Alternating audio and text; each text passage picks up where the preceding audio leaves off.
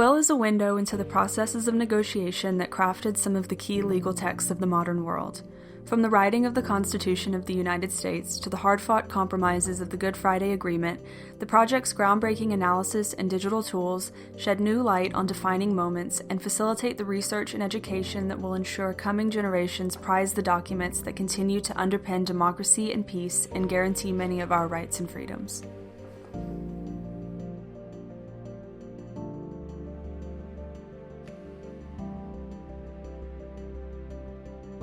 The Downing Street Declaration was announced by the British Prime Minister John Major and the Irish Taoiseach Albert Reynolds on the 15th of December 1993. Its purpose was to find some sort of accommodation between the ideological positions of Irish nationalists on the one hand and Ulster Unionists on the other, and to bring the two governments in London and Dublin closer together and to cement their partnership. And by doing this, the ultimate objective was to convince the Provisional IRA to call a ceasefire to end their armed campaign. And it succeeded.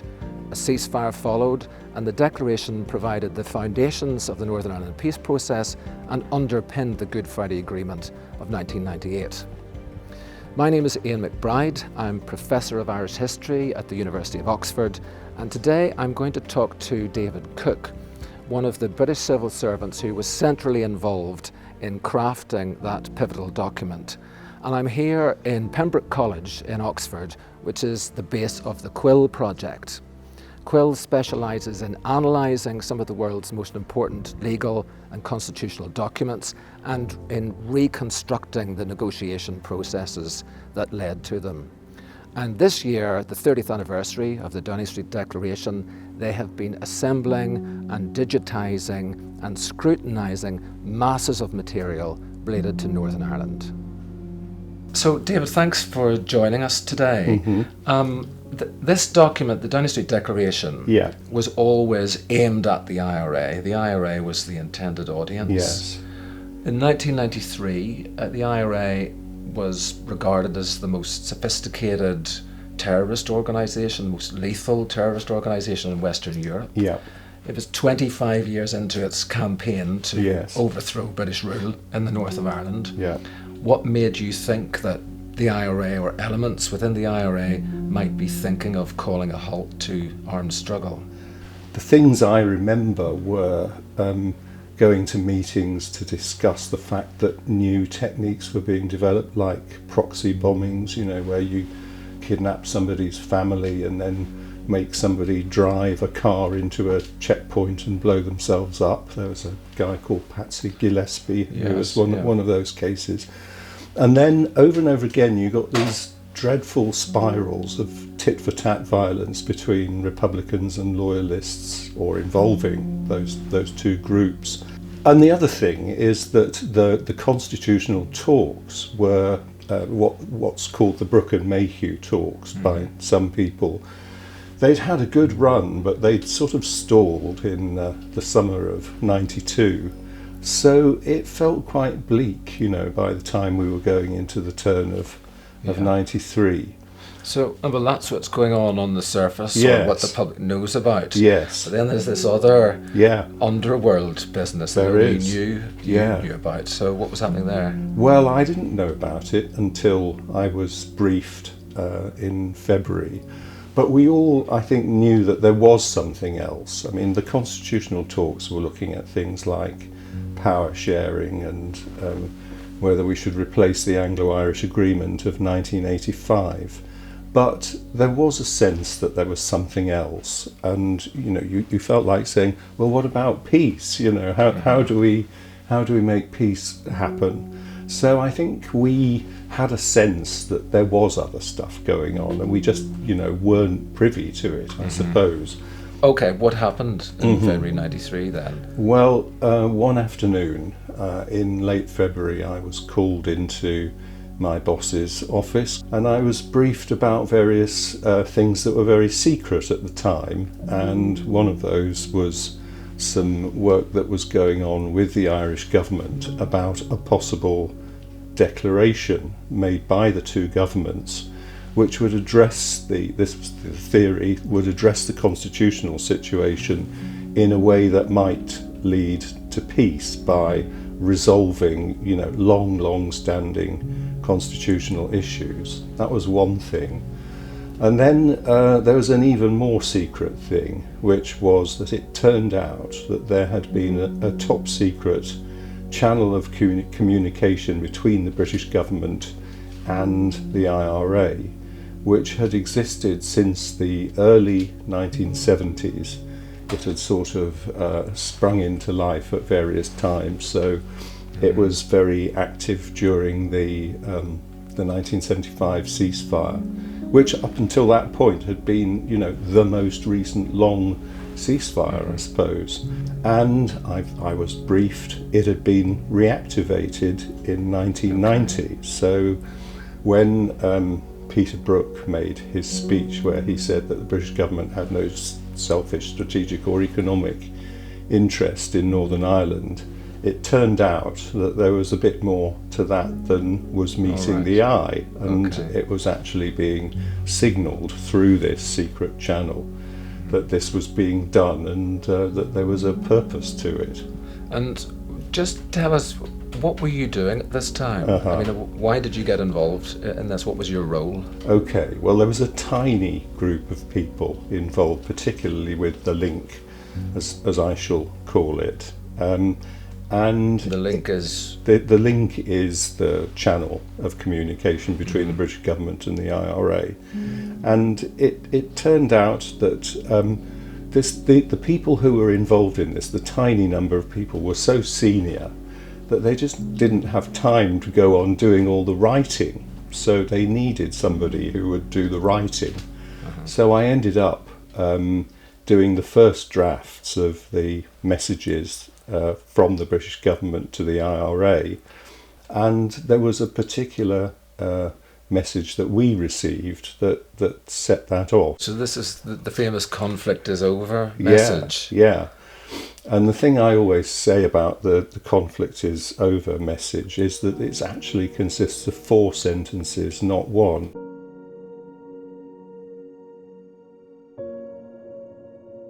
The conflict is over, but we need your advice on how to bring it to a close. We wish to have an unannounced ceasefire in order to hold dialogue leading to peace. We cannot announce such a move, as it will lead to confusion for the volunteers, because the press will misinterpret it as a surrender. We cannot meet Secretary of State's public renunciation of violence, but it would be given privately as long as we were sure that we were not being tricked.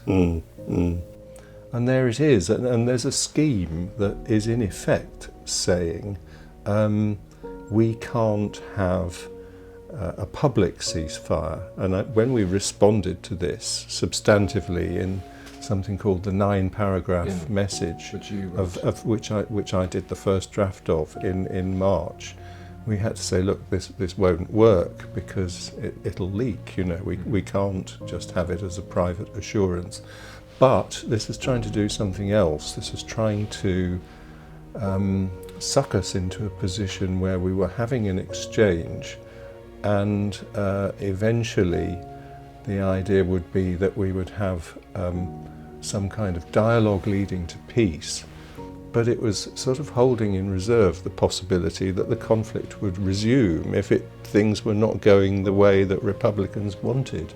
Looking very closely at this, I can see that it's not in my handwriting, and thank goodness for that, because if it was in my handwriting, then people would say this was all a British conspiracy, which, I really do not think it was a false flag operation of any kind. I think this really was something which Martin McGuinness was at least aware of. The crucial point is it's quite easy to fall into a sort of mind slip where you think that because you're talking about the possibility of peace has already happened, and it most certainly had not happened. You were having the IRA as an organisation which was operating something called the dual strategy, and it meant that if you were going to go down this road, you had to have your eyes open, and you had to know that there were going to be,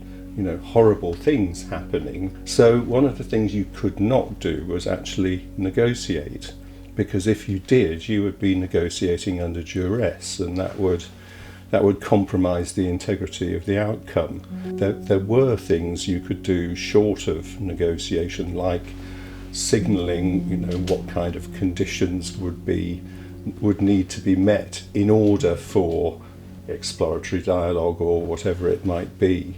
And it was John Major's and Patrick Mayhew's very courageous decision to explore this. Can you remember what the understanding was of the IRA's position at that time? So there's a lot of disagreement over whether it was considering ending its campaign from a position of strength, or whether it had been effectively contained by the British security forces and intelligence agencies and was quite desperately looking for an escape route. What do you think about that? Well, this is where I have to let hindsight kick in a bit, and perhaps the first thing I have to say is that I certainly personally thought that the message had come from Martin McGuinness. Why did I think that? Because he was known to be the person at the other end of the link. I got to talk to Martin McGuinness when I did my second stint in the Northern Ireland office from 2002 to 2004. I talked to him on my own some of the time, found out how he spoke, and I began to think this is perhaps not exactly the language that he would have used. I mean, he wouldn't have said conflict, he would have said war, for instance. And he would not have sought the advice of the British government, because that would look as though the IRA was being weak, and the IRA didn't want to show any sign of weakness. Now, whether it felt any weakness is, as you say, a very controversial question, which historians are still arguing about now. And at some point, this idea of the two prime ministers making a joint declaration, which has been kicked around for quite a while, gathers momentum. Can you remember when you first came across that notion and what you thought of it? It was about something different. It was about how can you resolve the constitutional conundrum at the heart of recent Irish history, which you could say was how do you reconcile self-determination with consent? Yes, okay, that's the really naughty stuff, right at the heart of it. Yeah. But would it be fair to say that the British didn't take this idea seriously for quite a long time? That's the joint declaration. The early drafts of the joint declaration looked like things that wouldn't fly from the point of view of the British government. They would involve too great a compromise of principle. But even in the early drafts, you can see this attempt to resolve the constitutional conundrum, and that was interesting. So we knew at an early stage that there was something we could work with there, but not at the price of signing up to, a timetable for a united Ireland, or a timetable for withdrawal of British troops, or not at the price of signing up for the British government to become persuaders for Irish unity. All of those were not things we were prepared to do. Okay, well, I think it's probably time we take a look at this document. Okay. Quill's got at least 20 different drafts of the joint declaration, and one of them has got your fingerprints on it. Yes. So this is something that you won't have seen for 30 years. Yeah. And here we go. It's the joint declaration. So, it begins with several paragraphs of sort of platitudinous hopes for cooperation and agreement and that kind of thing. And right at the end, then there are these two paragraphs which were addressing the permanent convention to be established by the Irish government, which someone has put a line through. Yeah. And here is the comment on that. Is that you? This is a rather jaw-dropping moment for me, because I have crossed out two paragraphs of the joint declaration, and I've written a paragraph that is actually about something completely different, which is renouncing for good the use of and support for violence. And this is amazing to me, really. I mean, this is not how a negotiation would actually have happened, and I don't know how this exchange was played out in reality. Maybe it was Sir Robin Butler, now Lord Butler, or maybe it was Rod Lyne speaking to their colleagues in opposite numbers in Dublin. But they would have been saying, in effect, look, we can't have the paragraph about the convention because that would be seen by unionists in particular as putting in a wedge, tilting the playing field in the direction of Irish unity. So that needed to come out. I think in the end there was a reference to something else called a forum, which was more of a sort of discussion forum. But this, in my handwriting, is very, very interesting, because this is sort of pregnant with the history of the next few years, really, because we eventually had to move from not just is there going to be a ceasefire, but there was the whole question of decommissioning, which is not mentioned in my handwriting here, but also the question of how paramilitary activity as a whole was going to stop. But this is actually the sort of key negotiating language of the future here. Yeah, no, absolutely. So if and when such a renunciation of violence on the part of the IRA had been made and sufficiently demonstrated, new doors could open, and both governments would wish to respond imaginatively, and there would be talks with Sinn Féin. Yes, but now, of course quite a lot of details still to be worked out. I can recognise where some of this language comes from, because the notion of responding imaginatively was something that Patrick Mayhew said in the Coleraine speech. It may be that Quill will enable us to get to a point where we can actually work. Quill will do that. Quill will do that. Absolutely. But you would have had those previous speeches sitting by you, and you would have crafted this very consciously to make sure it was completely consistent with what British ministers had said. Absolutely. Yeah. Okay, and now your notes on the text that we've just been reading show that the British were very exercised about this idea of a convention, the Irish setting up a permanent convention as part of the whole joint declaration plan. What was so alarming about that? Well, I can use a little bit of hindsight here, maybe. I can remember having a very fraught conversation with David Trimble about what in the jargon is called North-South institutions. That's all Ireland institutions, and the broad issue was, is this some kind of wedge that's being put in that will lead by an inexorable process to a united Ireland without the consent of Northern Ireland being properly registered? And I think the concern about the convention idea was that that was another possible way in which a wedge might be inserted that would tilt the playing field in favour of a united Ireland. And in the end then, Michael Ancram, Junior Minister in the Northern Ireland office, said this was a pretty orange document in green language. Do you think that's a persuasive verdict? Do you think that gets it right? I think it was just a balanced document. It was, in an ideal world, it would be a document which had emerged from all-party inclusive negotiations, but that wasn't possible because the IRA weren't even on ceasefire, so it wasn't even possible for Sinn Féin to participate at all at that point. So there had to be other ways of doing it, and the two governments had to take the lead.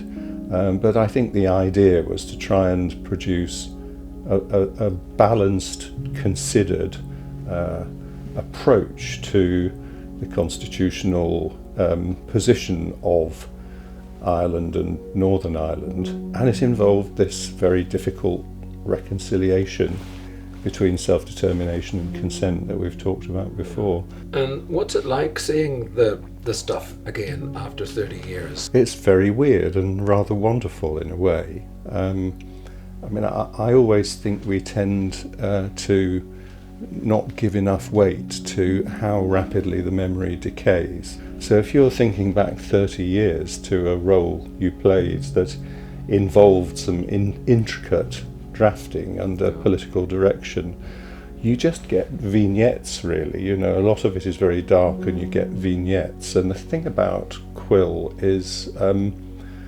seeing these documents again for the first time in nearly 30 years brings things back in a really kind of striking way.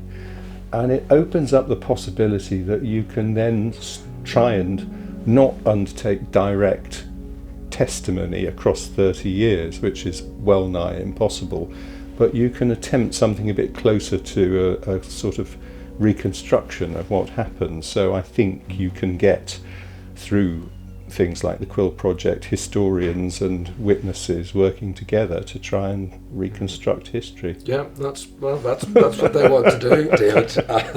They want to bring all of those documents together and show how it evolved, and to visualize the evolution and to make it open for students, the public, for anybody to see. Good on them. Okay. I think it's a fantastic initiative. Yeah.